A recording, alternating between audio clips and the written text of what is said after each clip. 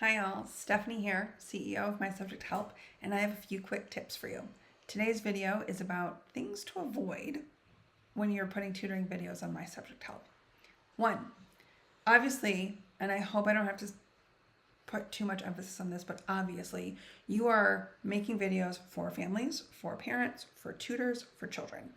It needs to be in the realm of respectful for that. So no obscenities, if it's not allowed on YouTube for kids, it's not allowed on our platform for kids. It's kind of an easy way to think about it. I hope that one's obvious. So let's talk about what not to put on your video from a tutoring perspective. One, don't go longer than about 10 minutes. Some videos kind of push the 12, 13 minute mark, and that's okay if you're really going through a tough concept and you're walking through steps of how to think about the problem, how to solve it, why things work the way they do. But we're really focused on teaching people how to learn, how to solve problems, and the why behind it all. We want people to feel confident and competent in solving problems when you're not in front of them.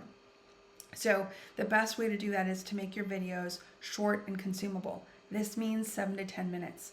If you're starting to hit the 13-minute mark, you're probably going too long, and this might be a good place to stop and split your content in two. One part for one video, maybe practice in another video. You can just do a video on how to conjugate this, or x plus 2 equals blah blah blah, and then do another video of examples of how it gets harder and harder and harder, right? Each video could be another example. So number one, keep it to the timeline of 7 to 10 minutes. If you're starting to hit 13 minutes, think about maybe you're going too long, and things like this should be split into 2 videos. Second, speak slowly. Try not to run through your content. Again, this is not a lecture. You are not doing your very best to get as much into the time frame as possible. You're not teaching. You're not sitting there looking at the clock going, oh my gosh, I have 5 minutes left and 15 minutes worth of content. Go, right? No, you are tutoring and you have control over your video count. So if you need to go slowly and cover less in a particular video and create another video, do it.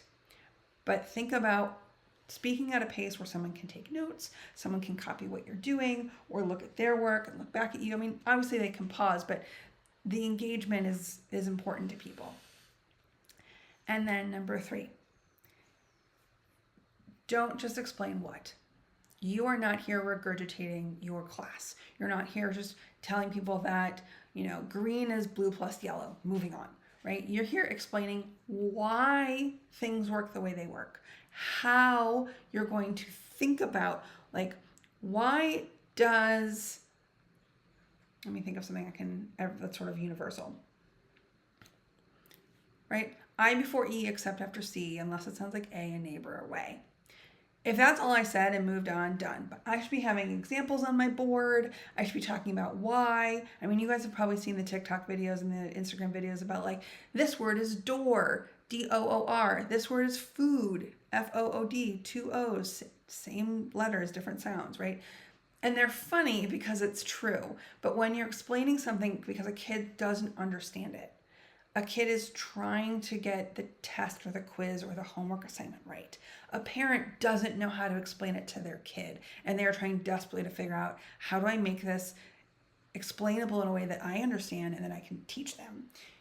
That's what you're focusing on here. So your videos are not just they're not just rapid fire. They are taking a step back, thinking about the rational reason for things. Why is this what it is?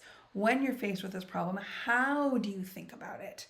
How do you address something when you're stuck? Those are things you want to focus on. So if you're only focusing on the what, you're probably not going to be getting as much attention or as much of the subscription rental model as you want, because people aren't going to be getting what they need from you as much as they need it.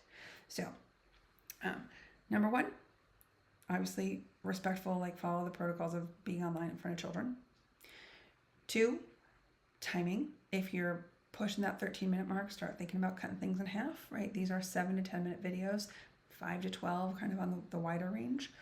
3, don't just talk about what. You need to talk about how and why. Otherwise, we look forward to having you on our platform, and we cannot wait to see what kind of help you bring to people.